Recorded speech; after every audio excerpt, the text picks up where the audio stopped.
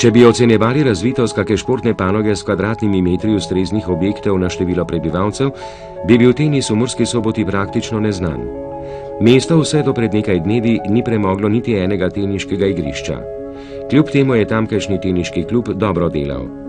Za tečaje in športna srečanja so uporabljali igrišče v Moravcih in Radencih. Lansko jesen so v okviru soboškega rekreacijskega centra začeli graditi 5 teniških igrišč. Ta so zdaj nared, medtem ko bodo morale garderobe in sanitarije zaradi pomanjkanja denarja še nekaj časa počakati.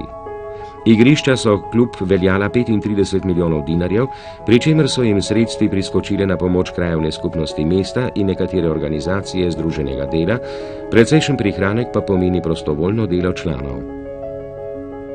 Ob koncu tega tekmovanja velja počrtati tole. Šaleški teniški klub je s pomočjo združenega dela pripravil doslej najboljše prvenstvo.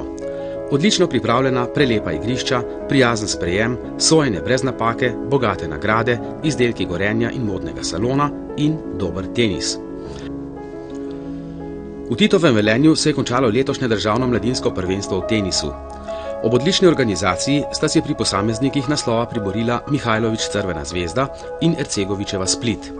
17-letni Beograjčan je 6:1 in 6:1 premagal Vatovca iz Portoroža, ki je tako kot lani ostal drugi. Ercegovićeva je 6:0 in 6:1 premagala Zagrebčanko Horvatovo, ki se je v finale prebila iz kvalifikacij in je tako največje presenečenje prvenstva. Dober tenis, nekaj nešportnega obnašanja, lepe nagrade, neupravičena odsotnost nekaterih posameznikov in izredna organizacija so osnovne črte tega tekmovanja.